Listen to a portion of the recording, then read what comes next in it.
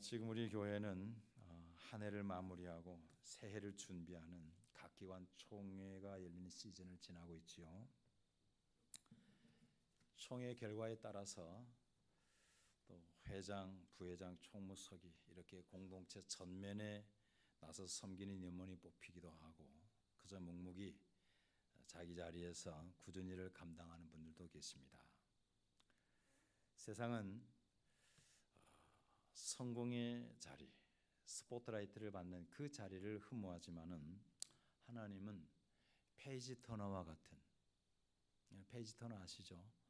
피아노 옆에서 페이지 넘겨주는 사람, 그와 같이 드러나지 않지만은 자기 역할을 감당함으로 이인자의 자리에서 혹은 그냥 보다 낮은 곳에서 하나님의 영광을 드높이기 위해서 수고하는 분들이 참 많습니다. 하나님은 그런 수고를 귀히 여기십니다. 마태복음 25장 23절에 그 주인이 이르되 잘하였도다 착하고 충성된 종아, 내가 무슨 일에? 적은 일에 충성하였으며 내가 많은 것을 내게 맡기리니 내 주인의 즐거움에 참여할지어다, 이렇게 말씀하시거든요. 자, 우리 옆 사람하고 인사하겠습니다. 당신의 숨은 헌신을 하나님이 기억하십니다. 시작.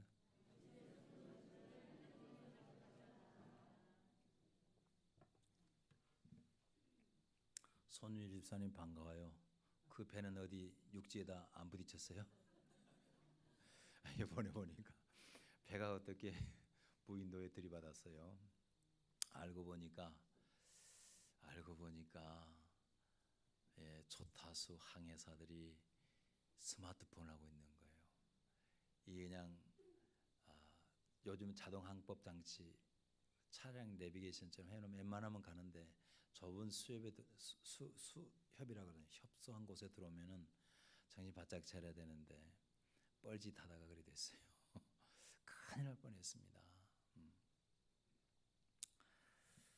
자, 얼마 전에 캄보디아에서 발생한 사건으로 해서 많은 사람들이 놀랐지요. 월 1,000만 원 이상 고액 연봉 보장, IT 업무, 상담원, 프리미엄 숙소 제공, 고수익, 환한 불빛을 따라서 많은 청년들이 그쪽으로 이제 발길을 돌렸습니다. 하지만은 막상 가보니 납치, 감금, 폭행, 심지어는 장기까지 털리고 마지막에는 죽는 비참한 일이 벌어졌어요. 그들이 불빛을 따라갔지만은 그들이 도착한 곳은 웬치라고 하는 아주 전기 충격기, 살인 협박이 이어지는 어둠의 생지옥이었습니다. 악하고 무서운 세상입니다. 오늘 본문의 시편 기자 역시 이런 생사를 넘나드는 어둠 가득한 곳에서 절규하는 그런 시인이었어요. 107절 초반에 보면은 나의 고난이 매우 심하오니, 109절 초반에도 나의 생명이 뭐요? 항상 위기에 있습니다. 110절 초반에 악인들이 나를 해하려고 올무를 놓았습니다. 여러분, 우리는 이것을 이 시대에 그냥 읽고 있으니까 감이 오지 않지만은 실제적으로 이 시인은 이런 위협과 고난의 직면에 있었어요.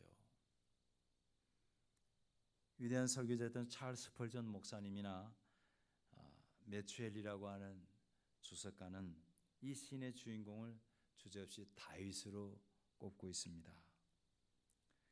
한때 이스라엘의 영웅이었던 그가 하루아침에 반역자로 몰려서 사울 왕의 군대를 피해서 동굴과 황무지를 전전하는, 그래서 고난이 심하다고 이야기했어요. 생명이 항상 위기에 처해 있었습니다.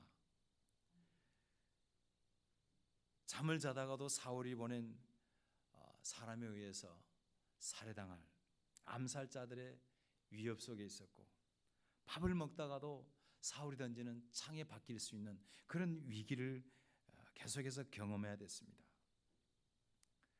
오늘 이 자리에 모인 사랑하는 성도 여러분들도 남모를 인생 혹독한 밤길을 지나는 분들이 계실 것입니다.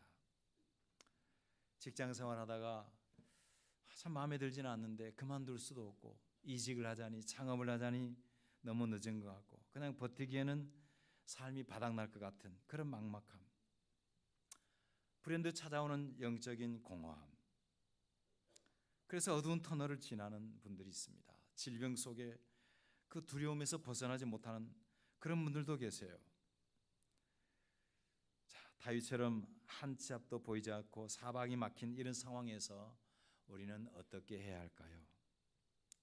먼저는 원인 파악이 중요합니다. 우리는 인생에 큰 위기가 찾아오고 길이 보이지 않으면은 뭔가 그 안에서 길을 찾기 위해서 발버둥을 쳐요. 하지만 진짜 문제는, 상황보다 더 큰 문제는 우리의 눈과 귀가 어두워져 있다는 사실입니다. 보기는 보는데 제대로 못 보는 거예요. 듣기는 듣는데 제대로 못 듣는 겁니다. 그래서 빛이 있어도 그걸 빛으로 인식을 못해요. 음성이 들려와도 하나님의 음성이 들려오지만은 그것이 소음처럼 귀찮은 것입니다. 오히려 세상에 더 크고 자극적인 소리에 마음을 빼앗기는 거죠. 비행기를 타고 김해공항에 내렸는데 하늘에서 보니까 김해공항이 얼마나 불빛이 찬란한지 여수공항하고 다르더라고. 예, 인천공항에 도착하면 더 어마어마하죠. 먼 데서 보면 무슨 전체가 불이 난 것 같아요. 하지만 그 휘황찬란한 곳에 길이 없어요. 길이. 사람이 정말 가야 할 길이 없는 거예요. 오늘날 우리 특별히 많은 사람들이, 특히 젊은이들이 길을 못 찾습니다. 하나님의 음성을 못 들어요. 하나님이 말씀하신 그 인생의 길을 보지를 못합니다. 그 원인이 뭐냐면 이 디지털 문화입니다. 아까도 제가 잠시 이야기했지만 이 디지털에 잘못 빠지게 되면 항로를 이탈해 버리는 거예요. 조나선 하이트라고 하는 분이 불안 세대를 썼습니다. 이 책이 얼마나 유명하면 아마존에서 베스트셀러 1위에 오른 작품이에요. 그가 거기에 보면 소제목에 디지털 세대가 어떻게 아이들을 병들게 하는가라는 소재에서 이런 말을 합니다. 스마트폰과 소셜미디어는 사람들에게 끊임없는 정보와 오락을 제공하지만 동시에 우리의 읽고 쓰고 깊이 사고하고 묵상하는 아날로그 방식의 능력을 현저하게 저하시키고 있다라고 이야기를 해요. 신경학자들이 이야기하잖아요. 디지털 기기가 끊임없이 이제 뇌를 자극을 하는데, 이게 아날로그 방식은 글을 읽고 생각을 하잖아요. 근데 디지털은 그럴 필요가 없어요. 그냥 뇌가 스캔만 한답니다. 문자를 치는 것이 아니고 스캔은 그냥 뜨는 거예요. 그래서 책을 깊이 읽고 끈질기게 읽고 사고하는 것을 어렵게 만든다는 것이죠.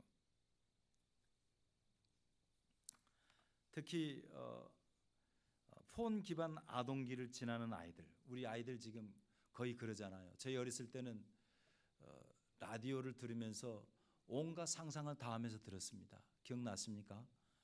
저도 저희 아버님이 그나마 동네에서 좀 앞서가서 라디오를 듣는데 당시만 해도 유선 라디오였어요. 아세요? 유선 라디오가 유선으로 온다고.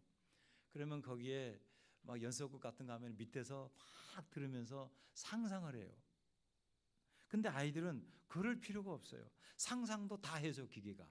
그냥 가만히 스캔만 뜨면 되는 거예요.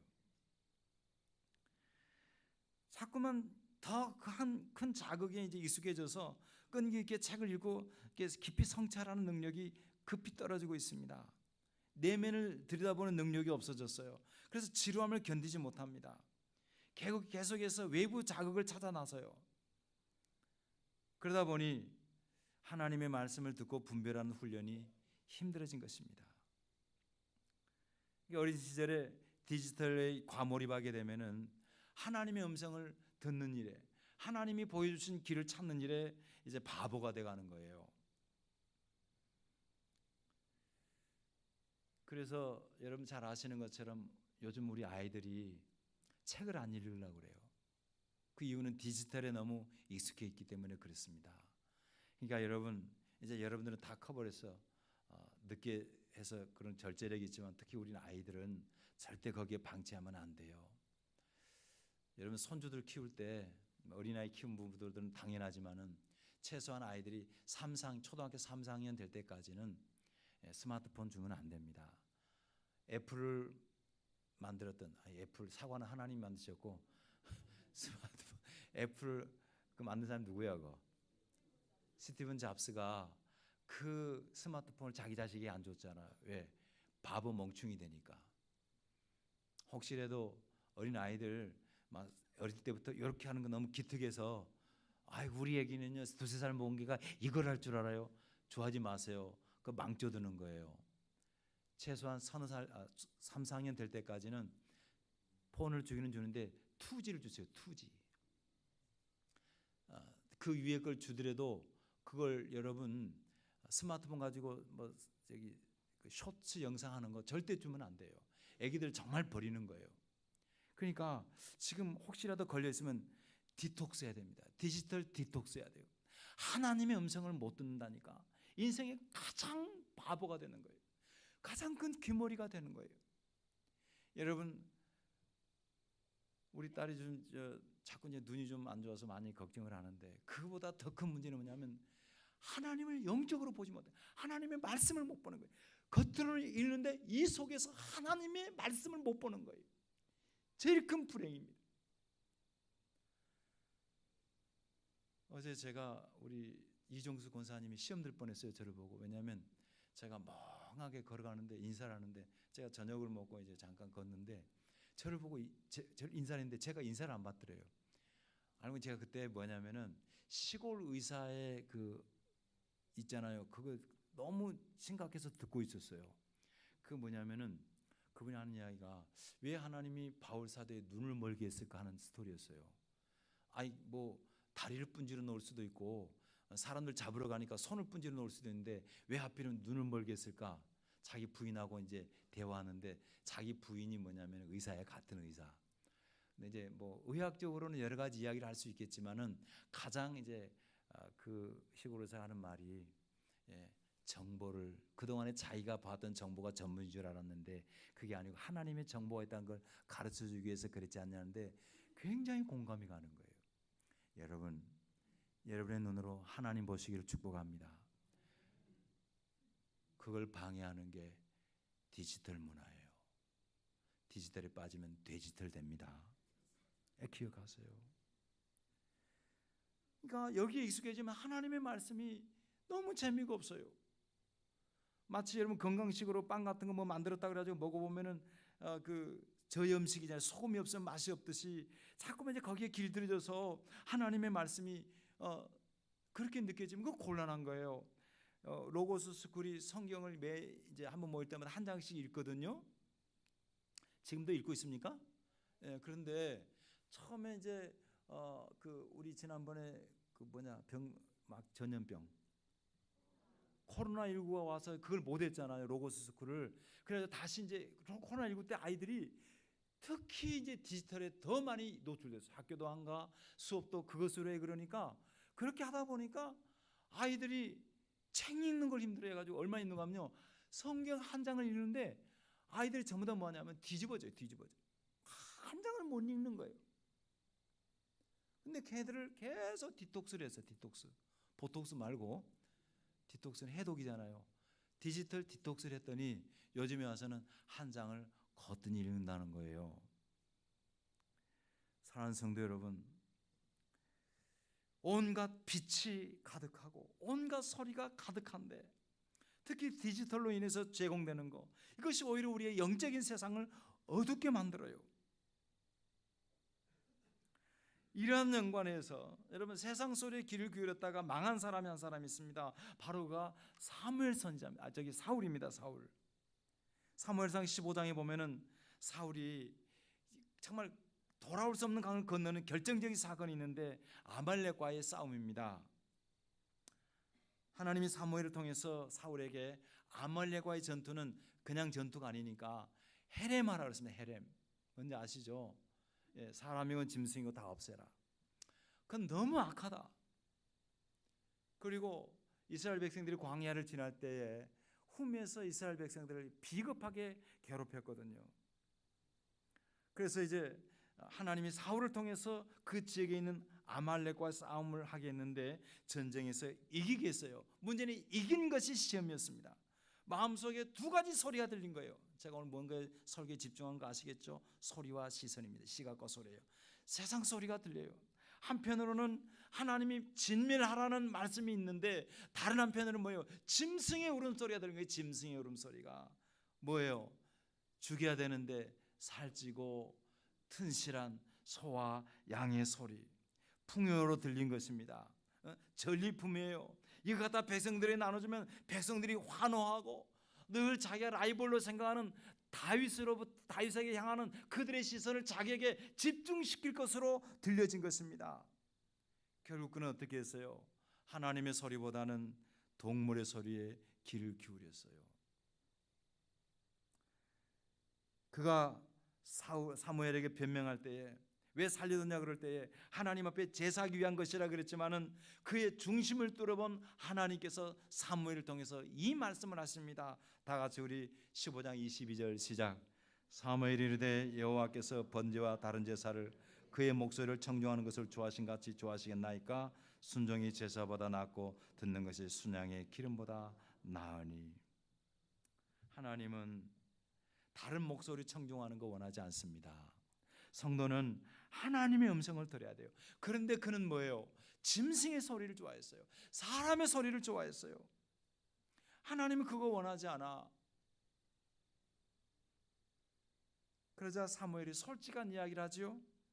24절에 보면은 내가 여호와의 명령과 당신의 말씀을 어긴 것은 다 같이 시작. 내가 백성을 두려워하여 그들의 말을 청종하였습니다. 하나님의 음성이 아닌 선지자의 메시지가 아닌 설교의 말씀이 아닌 누구의? 백성의 말, 짐승의 소리, 거기에 귀를 기울여서 내가 범죄했습니다. 결국은 뭐예요? 하나님을 등진 그의 결국은 어둠의 길이었어요. 어둠의 길. 그 일로 인해서 그에게 하나님의 영이 떠나버렸고 그는 마지막에 비참하게도 점쟁이까지 찾아가는. 근데 여러분 이것은 단순히 사울의 이야기가 아닙니다. 오늘 우리도 그럴 수가 있는 거예요. 갑작스러운 재정적인 위기를 당하면은 주님이 나의 피난처라고 그렇게 말씀하심에도 불구하고 이러다 나 망한다라는 생각을 하잖아요. 그래서 이번만 불순종의 길을 가야겠다 이런 생각을 하는 경우가 얼마나 많아요. 다 탐욕의 소리거든요. 세상은 그래서 될지 모르지만 하나님의 백성의 형통함은 그게 아닌 거예요. 억울한 비난과 공격을 받으면 하나님이 원수 갚는 것이 내게 있다 그랬는데 그럼에도 불구하고 내가 갚아줘야겠다는 생각을 하잖아요. 그런 소리가 자꾸 들려요. 여러분 어떤 상황에서든지 상황이 문제가 아닙니다. 그 상황에서 가장 먼저 기억해야 할 것은 내 눈이 하나님의 말씀을 시선을 고정해야 됩니다. 하나님의 음성에 귀를 기울여야 됩니다. 이런 은혜 백성 될 주름으로 축복합니다. 자, 그래서 시인은 그런 상황 속에서 그 절망적이고 어둠 가득한 그런 상황 속에서 길이 안 보일 때에 그 어떤 이제 선택을 하냐면은 바로 105절입니다. 여러분 잘 아는 다 같이 시작. 주의 말씀은 내 발의 등이요 내 길의 빛입니다. 시선을 다시 고정하는 거예요. 아까는 뭐요? 내가 죽겠습니다. 죽겠다라는 이야기 가득했잖아요. 세 구절을 통해서 내가 올무에 있습니다. 그러나 이제는 내가 뭐냐? 주의 말씀.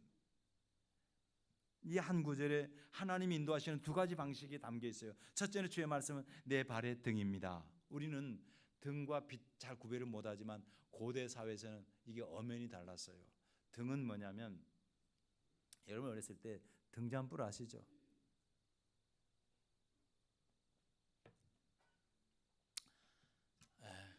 제가 어렸을 때 정말 어렸을 때 등잔불을 들고 길을 걸어왔던 적이 지금도 기억이 나요. 우리 이제 돌아가신 이제 증조 할아버지 예수 믿기 전이니까 집안이 이제 제사를 지내고 나면은 그때가 섣달 금은 비슷한 때에서 굉장히 어두워요. 달이 없었어요. 그래서 한밤중에 그때는 왜 제사 음식을 꼭 날라야 됐어요. 그것도 그냥 아침에 나르면 얼마나 좋아. 제사 끝나면은 그 음식을 나누는데 등불을 들고 다니던 등잔불을. 여러분 고대 사회에서 그래서 제가 아까 영어 성경에 다시 띄워놔 보세요. 영어 9절 105절 있잖아. 방금 읽었던 거. 주의 말씀은 Your word is a lamp. 램프 등이야 등. 등은 뭐냐면은 먼 길을 비출 수 없어요. 뭐요? 한 걸음 비춰요. 한 걸음. 여러분 하나님 말씀을 통해서 한 걸음씩 잘 살면 됩니다. 믿으시기를 바랍니다. 제 딸이 조금 전에 제 저기 사무실 앉아 있는데 그래요. 좀 몸이 요즘 이렇게 계속해서 안 좋아요. 그러면서 제가 걱정 어린 눈으로 바라보니까 아빠 괜찮아. 하나님 말씀 따라 하루 살면 돼. 진짜 예수 잘 믿는 사람은 하루살이입니다. 정말이에요. 말씀 따라 하루 한 길 걸어가세요. 왜 신앙생활하다가 낙심하고 나다빠진 줄 아세요? 한 걸음이 아니라 천보 만보 앞을 내다보려고 그러니까 답답해하는 거예요. 그러니까 그런데 자꾸 귀를 기울이는 거예요. 그건 잘못된 시선이에요. 주의 말씀은 내 길의 빛입니다. 여기서 빛이라고 하는 것은 뭐냐면 먼 데 있는 빛을 가려요. 방향입니다. 방향. 여러분 그러잖아요. 등대 보고 앞길을 걸어간 사람 없어요. 등대는 방향이에요. 오늘 성경 말씀이 그거예요. 하나님의 말씀은 내 한 걸음을 비춰주고요. 방향을 제시해 줄 뿐이에요. 나머지는 뭐예요? 순간순간 주님과 교제하며 기도하며 말씀 따라 걸어가는 거예요. 그게 잘 믿는 거예요. 어떤 사람들은 대박 신앙을 꿈꿔요. 한 방에 봐버리라고 그래요. 신앙은 한 방이 없어요. 여러분 이런 인생의 모범을 보인 사람이 바로 아브라함입니다. 창세기 12장 1절에 같이 읽습니다. 시작. 너는 너의 고향과 친척과 아버지 집을 떠나 내가 내게 보여줄 땅으로 가라. 내가 너에게 보여준 땅이 아니라 뭐요? 보여줄 땅이에요. 네가 순종하면 그 다음을 비춰주고 그 다음 순종하면 그 다음을 알려주겠다는 것이지요. 하나님은 우리에게 전체적인 지도나 내비게이션 주지 않습니다. 왜? 인간을 너무 잘 알아. 인간은 다 알고 나면 잘할 것 같은데 그것만 피해서 요리조리 빠져나가는 죄성이 있어요. 우리가 다 알면 기도하겠습니까? 기도 안 한다고. 우리가 다 알면 하나님과 교제하겠습니까? 안 해요. 모르니까 기도하고 모르니까 묻는 거예요.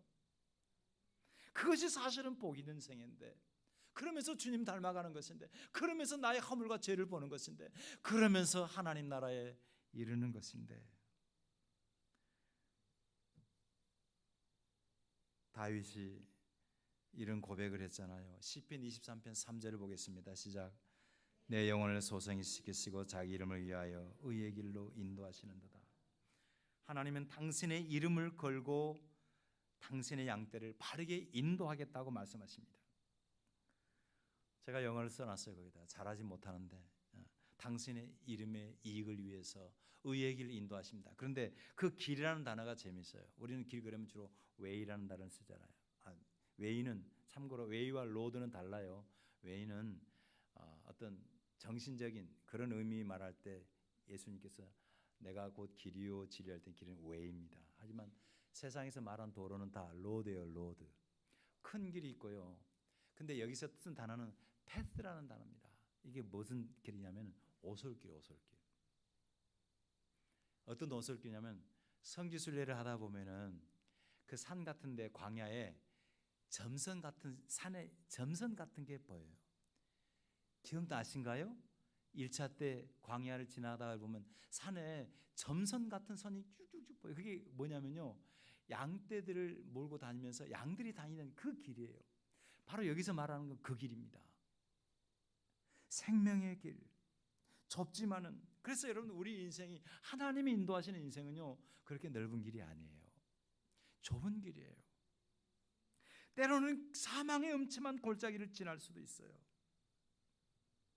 그럴 때 여러분 10년, 20년, 30년 뒤를 보지 마시고 한 걸음 한 걸음 주님과 동행하시기를 축복합니다. 마지막으로 자, 이제는 우리가 그 말씀에 어떻게 해야 되겠어요? 응답해야겠지요. 오늘 본문의 성경 시편 기자는 세 가지 방법으로 응답을 합니다. 말씀에 대해서. 첫째, 하나님의 말씀을 인생 판결 기준으로 삼겠다는 겁니다. 우리 6절을 보겠습니다. 시작. 주의 의로운 규례들을 지키기로 맹세하고 굳게 정하였나이다.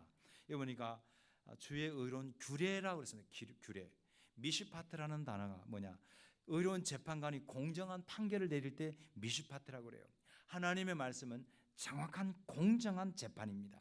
그러니까 무엇이 옳고 그른지 헷갈릴 때는요, 최종 권위를 어디에 둬야 되냐면은 세상 소리에 두어서는 안 돼요. 하나님의 말씀이 최종 권위예요. 아멘 하시기 바랍니다. 그러면 절대 오류가 없어요. 오류가. 버그가 안 생겨요. 두 번째로 하나님의 말씀은 다시 10절을 보게 110절 시작. 악인들이 나를 해하려고 올무를 놓아싸우나 나는 주의 법도들을 떠나지 않겠네. 여기서 법도라는 말은 피쿠드라는 말인데 방문하다 돌보다에서 왔어요. 한마디로 말해서 말씀을 순종하고 나가면 하나님이 돌봐주십니다. 아멘 하시기 바랍니다. 하나님이 방문해 주세요. 왜? 저희가 저 어려운 상황에서도 말씀에 순종하네 하면서 하나님이 방문해. 마치 이 단어는 어디서 나온 원어가 같은 거 하면은 천사가 아브라함을 방문했다는 단어가 같아요. 말씀을 순종하는 자에 하나님이 찾아와 주십니다. 너무 기특하거든. 왜? 그 아이가, 그 사람이 나의 인격을 존중해 주거든. 그러니까 방문해 주시는 거예요. 그러니까 보호해 주신 거예요. 세 번째로 시인은 하나님의 말씀을 유산으로 삼겠다는 것입니다. 다 같이 111절 있습니다. 시작. 주의 증거들로 내가 영원히 나의 기업을 삼아 사오니 이는 내 마음의 즐거움이 됨이니이다. 이 증거라는 말, 예다라는 말인데 예다. 자, 당신의 성품을 드러내다 이런 뜻인데요. 자, 하나님의 말씀을 지키는 것은 곧 하나님의 성품을 드러내는 것이고 그런 사람은 이 말씀이 자기의 유산이 돼요. 여러분 세상에서 부모로부터 유산을 못 받았다고 원망할 필요 없습니다. 흙수저 금수저 필요 없어요. 중요한 것은 여러분의 인생의 지난날의 삶의 유산입니다. 내가 뭘 남겼는가? 거기에 하나님의 성품을 남겼으면 그 유산이 많은 거예요. 여러분 그것 말고 부모로부터 받을 유산을 자꾸 그리니까 아멘이 안 나오지. 내 진짜 재산이 뭐냐? 내 재산. 순종을 재산으로 삼겠다는 거예요. 순종을. 그걸 나의 헤리티지가 되게 하겠다는 것입니다. 자, 이렇게 가는 사람은 이렇게 가면은 뭘로 귀결된 줄 아세요? 하나님의 말씀을 내 인생의 기준으로 삼고 하나님 말씀을 순종할 때 하나님이 방문하심을 믿고 하나님의 순종함으로 하나님의 성품을 닮아가는 것을 내 인생으로 유업으로 삼으며 기뻐하는 길을 걸어가게 되면 결국 예수를 만나요. 결국 그분을 만나는 거예요. 결국 그분이 계신 나라에 도달하는 것입니다. 왜냐하면 주님이 아까 말씀이 빛이라 그랬잖아요. 자기 빛으로 삼은데 요한복음 8장 12절에 보면은 시작. 나는 세상의 빛이니 나를 따르는 자는 어둠에 다니지 아니하고 뭘 얻어요? 생명의 빛을 얻어요. 예수가 세상의 빛입니다. 아까는 말씀이 빛이었는데 개인의 빛인데 예수가 세상의 빛이에요. 그분을 따르는 자는 그 빛을 따르는 자는 어둠에 다니지 않아요. 여러분 아까 제가 캄보디아 이야기를 했고 또 배 큰일 날 뻔한 이야기를 했는데 그거는 세상의 빛이죠. 이것도 중요합니다만 정말 중요한 게 있어요. 그것은 뭐냐면 생명의 빛입니다. 그러면 인생이 결코 어둠 속에 있지 않아요. 제가 이번에 이제 이따가 잠깐 필리핀 그 사역 현장만 좀 보여줄 텐데 가서 너무너무 가슴이 아팠던 게 있어요. 그게 뭐냐면 그 주변이 이제 필리핀에서도 마닐라에서 쓰레기를 버리던 곳에서 이제 사람들이 교회가 세워지다 보니까 뭐 교회는 그런 데 필요하니까 쓰레기를 먹고 분류해서 먹고 사는 사람들은 한마디로 말해서 마닐라에서도 최하층이에요. 최하층 정도가 아니라 그냥 배운 게 없고 너무너무 가난한 사람들이에요. 그 선교사님 말에 의하면 집에 냉장고 있는 집이 거의 없대요. 냉장고가 없어요. 뭐 어떻게 살아요? 여름철에 음식 먹을 때 상할 음식이 없어요. 그러는 거예요. 우리는 음식물 상하지 않게 냉장고 있잖아요. 상할 음식이 없어. 왜? 그냥 있는 거 좀 먹으면 되니까. 근데 그 사람들 가슴 아팠던 것은 대부분의 사람들이 남자들이 마약을 해요. 뭐 비싼 마약이 아니라 마약을 깜짝 놀랐어요. 샤리샤리에 판대. 샤리샤리가 뭔지 알아요? 구멍가게예요. 구멍가게. 구멍가게에서 펜타닌 같은 거 있잖아. 아주 값싼 건강을 아주 해치는 그걸 팔아요. 근데 그걸 먹고 그냥 더 웃기는 것은 그걸 먹으면 또 일도 잘한대. 기운에 취해가지고 옛날에 우리 시골 보면 막 막걸리 힘으로 일한다 그러잖아. 근데 그게 떨어지면 해롱해롱 아주 일을 못한대요. 불안한 거예요. 그리고 이제 걔네들이 뭐냐면은 이제 마약이 떨어지면 돈이 궁하잖아요. 돈이 궁하니까 사람들이 이제 마약이 떨어지면 정신이 없어요. 왜냐면 빨리 그걸 해결해야 되니까. 심지어는 교회 와서 일을 하는데 일을 시켜놓으면은 뭐 동네 주변에 이제 일을 시켜줘야 되잖아요. 하루 왔더니 안에 있는 모타를 떼가 버려요. 그게 아니. 갔더니 세상에 그 저는 콘센트 있잖아요.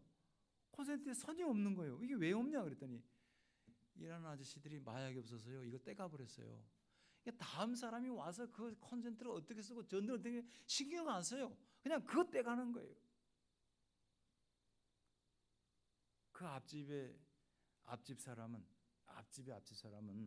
목사님 선교사님 댁으로 오는 수도를 따가지고 계량기 지난데 수도를 따가지고 자기 집으로 연결해서 6가구의 물을 팔아먹었어요. 한 달에 수도 요금이 우리나라 돈으로 200만 원이 나왔대요. 그 나라 돈이면요 1년치 연봉에 가까운 돈이에요. 기가 막힌. 그래서 수도를 다 차단했어요. 그래가지고 지금 이 성경은 어떻게 쓰고 있는가 하면 바로 옆집에 이제 변호사가 살아요. 변호사도 굉장히 좀 어려운 변호사인가 봐. 뭐 국선 정도 되는 것 같아 내가 볼 때. 거기 좀 그래도 나아요. 거기에 그 집에 들어가는 계량기에서 또 계량기를 꺼내가지고 3배씩 주고 살고 있는 거예요. 방법이 없어요. 왜 그럴까요? 어둠의 길을 걸어가는 사람들. 어둠의 길. 말씀을 정리하겠습니다. 예수가 생명의 빛입니다. 예수가 없으면 답이 없어요. 여러분 다음 세대 우리가 자꾸 말하잖아요.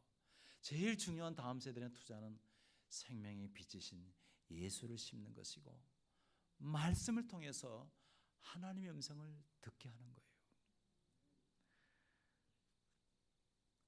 그러면 살아요. 그러면 이겨요. 19세기 아프리카의 개척자로 불리는 데이비드 리빙스턴이라는 선교사님 아마 들어보셨을 겁니다. 그가 내륙에서 원주민들에게 복음을 전하다가 적대적인 원주민들에게 포위돼서 생명의 위협을 느끼고 있었습니다. 그때가 1856년인데요. 그가 일지했습니다. 두려움이 몰려왔어요. 내가 살 수 있을까? 지금이라도 도망갈까? 그때에 그가 성경을 폈습니다. 폈는데 마태복음 28장 20절이 눈에 들어왔어요. 볼지어다 내가 세상 끝날까지 너희와 항상 함께 있으리라 하시니라. 할렐루야는 성경 구절 아니에요.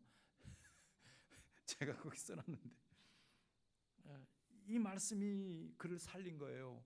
그래, 이 말씀이면 내가 살겠다. 이 말씀이면 충분하다.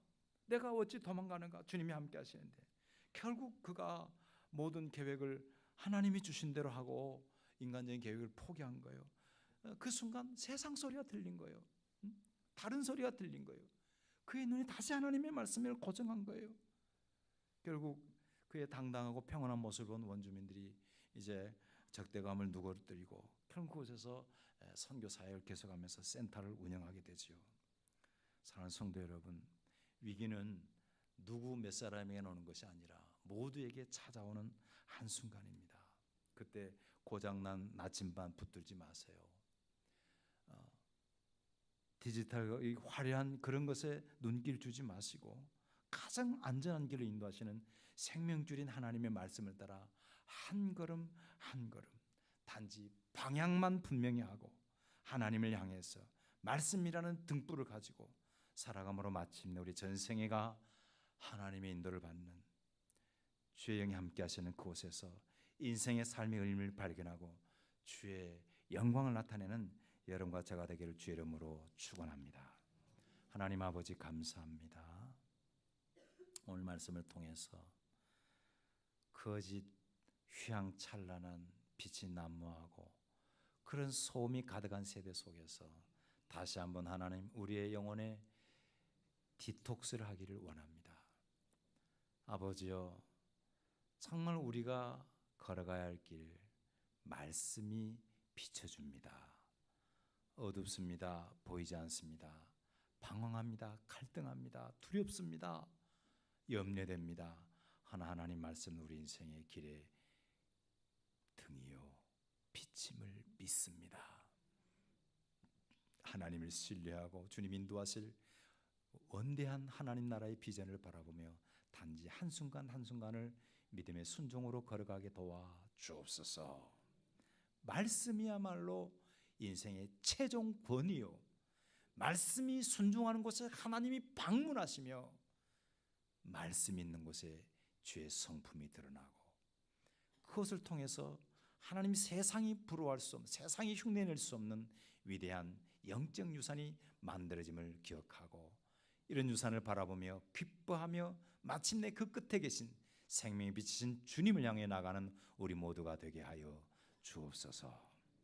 예수님의 이름으로 기도드립니다.